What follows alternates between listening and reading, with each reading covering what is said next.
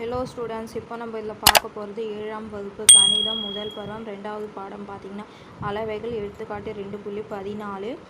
Question பாருங்கள், என்ன கேட்டுக்கிறாங்க. ஒரு சட்டையின் காலர் பகுதி இரு சம பக்க சரிவமாக உள்ளது. அதன் இணை பக்கங்கள் முறையே 17 சென்டிமீட்டர் மற்றும் 14 சென்டிமீட்டர், உயரம் 4 சென்டிமீட்டர் எனில் காலர் தைப்பதற்கு பயன்படுத்தப்படும் துணியின் பரப்பளவு காண்கன்னு கேட்டுக்கிறாங்க. பாருங்கள், இணை பக்கங்கள் கொடுத்துட்டு இருக்காங்க, உயரம் கூட கொடுத்துருக்குறாங்க.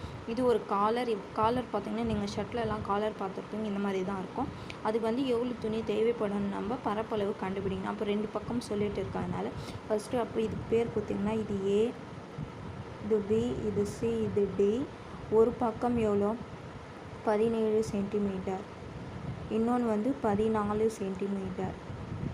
உயரம் பாருங்கள், இது 4 சென்டிமீட்டர். அப்போ எல்லாமே கொடுத்துட்டு இருக்காங்க. அப்போ இது ஃபஸ்ட்டு கொடுத்துக்கிறது எழுதுங்க. உயரம் h = 4 சென்டிமீட்டர். அதுக்கப்புறம் இணை பக்க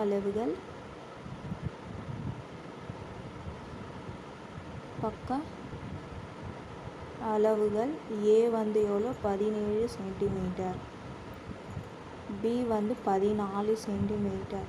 அப்போ நம்ம பரப்பளவு ஃபார்முலா எழுதணும். அப்போ சரிவகத்தின் பரப்பளவு = 1/2 பெருக்கல் h பெருக்கல் a கூட்டல் b சதுர அலகுகள்.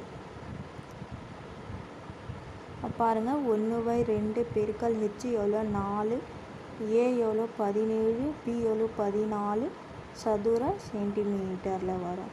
அப்போ இது கேன்சல் பண்ணிங்கன்னா 1 2 2 2 2 4. அப்போ 2 பெருக்கல்னு வரும். பாருங்கள், இது 2 பெருக்கல் 17 14 கூட்டிங்கன்னா 31. அப்போது 2 31 எவ்வளோ 62. அப்போ 62 சதுர சென்டிமீட்டர். அப்போ பரப்பளவு பார்த்திங்கன்னா இதுதான் காலரோட. பாருங்கள், கடைசியாக என்ன எழுதலாம். எனவே சட்டையின் காலரை தைக்க தேவையான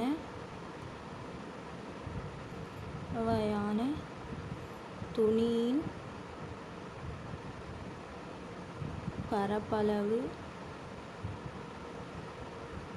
62 சதுர சென்டிமீட்டர் ஆகும்.